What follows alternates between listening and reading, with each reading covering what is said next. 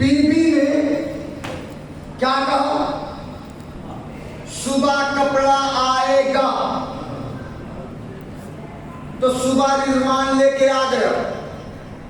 खैरियत हुई कि जन्नत थी।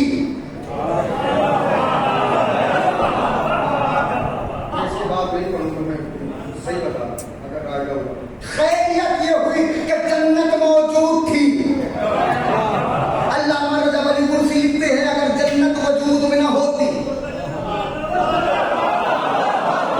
तो अल्लाह पहले जन्नत बनाता, फिर रिज़वान बनाता, फिर कपड़े बनाता, लेकिन फातिमा की बात को न टालता।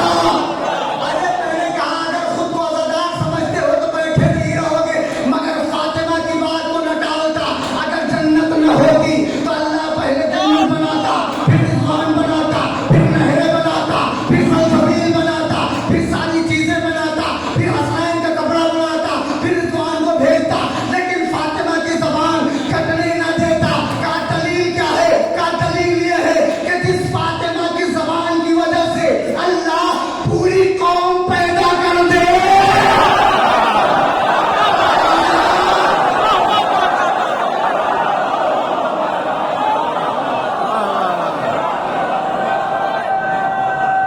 मिलकर उड़ाते हैं।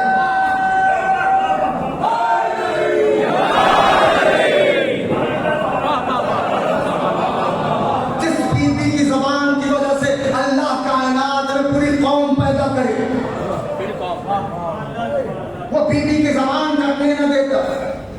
ये कौम जो पैदा हुई है, ये बताइए कि लोहे महफूज में थी? नहीं सुनने की मुझे। लोहे महफूज में थी ये कौम? हुसैन ने जो राहिब को बेटे दिए थे लोहे महफूज में थे? नहीं थे। नहीं थे तो रूह भी खल्क नहीं हुई थी।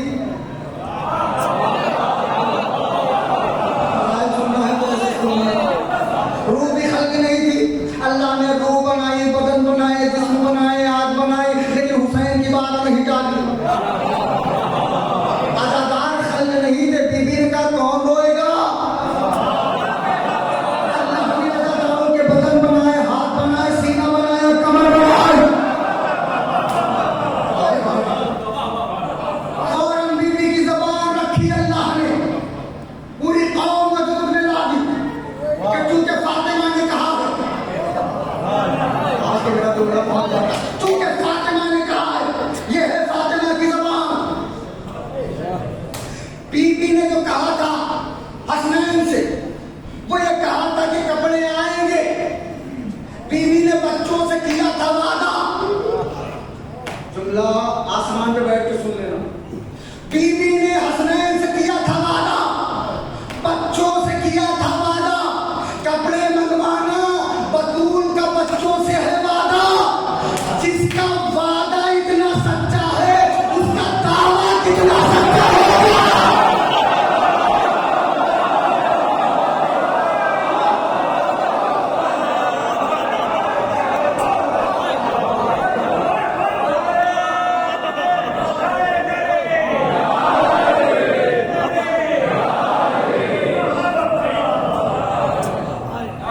कपड़े मंगाना है बीबी का वादा, और फतक है बतूल का दावा।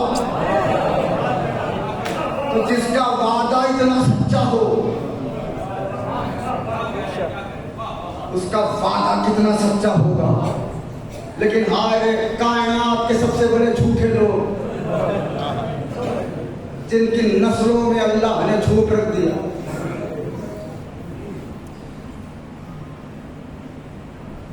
तसव्वुर करना, अगर इसी मुतालबे के लिए बीबी दरबार में जाती और सामने मोहम्मद बैठे हो, क्या होगा? मोहम्मद पहले खड़े होते,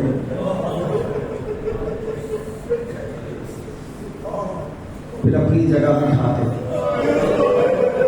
फिर पेशानी चूमते, फिर कहते फातिमा क्या बात है।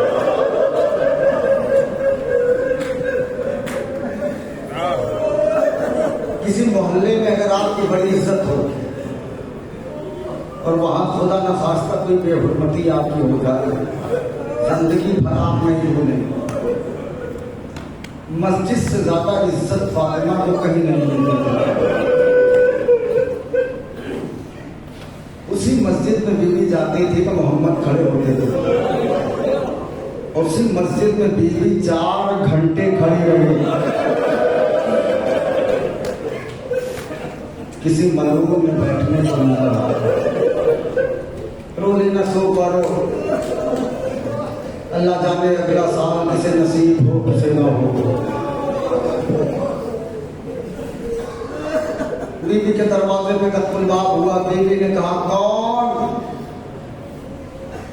बाहर से आवाज आई, अन्ना यतीम। फिजा ने दरवाजा खोला तो क्या देखा? 2 साल का बच्चा,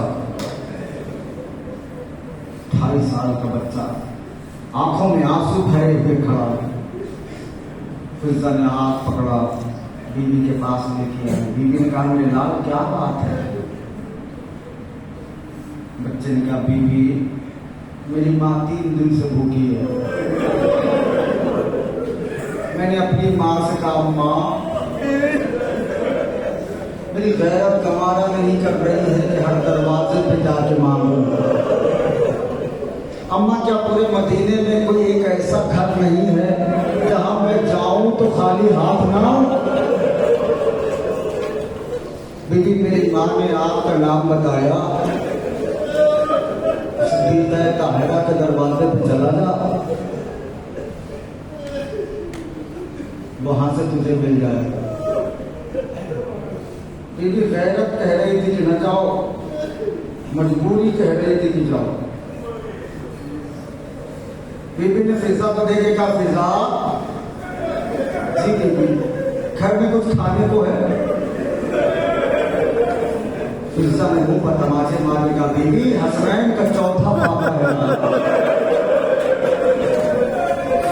हसनैन मुसलसल 4 बातें कर चुके, रोने नादादारो कहने की जरूरत ना हो।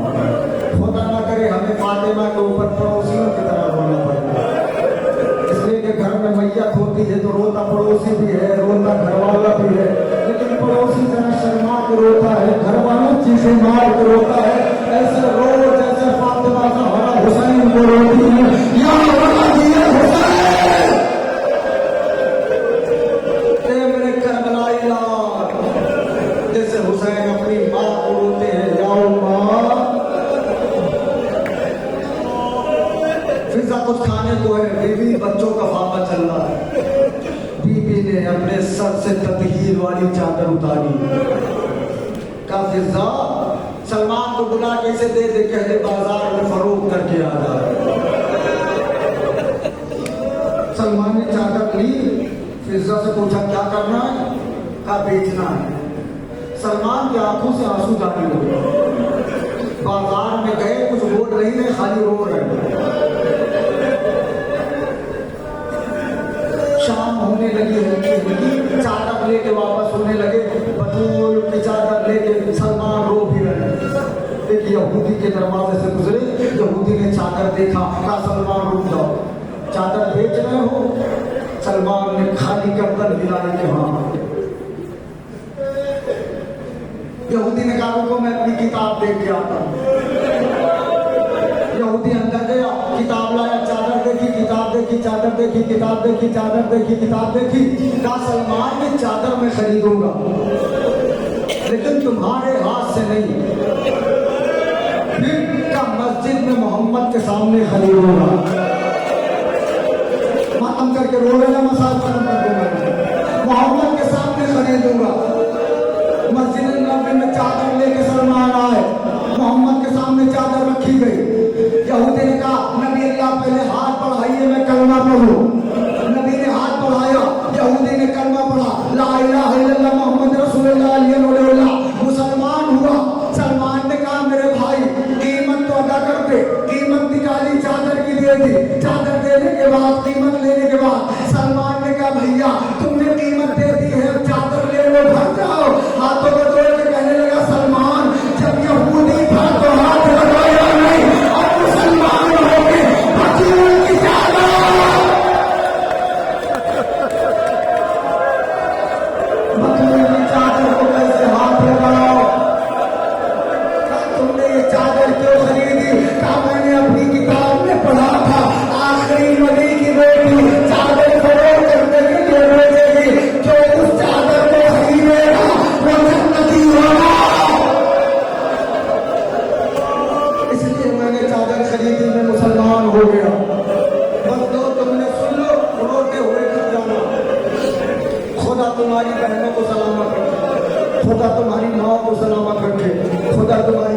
सलामत रखे, खुदा तुम्हारे जवानों को सलामत रखे।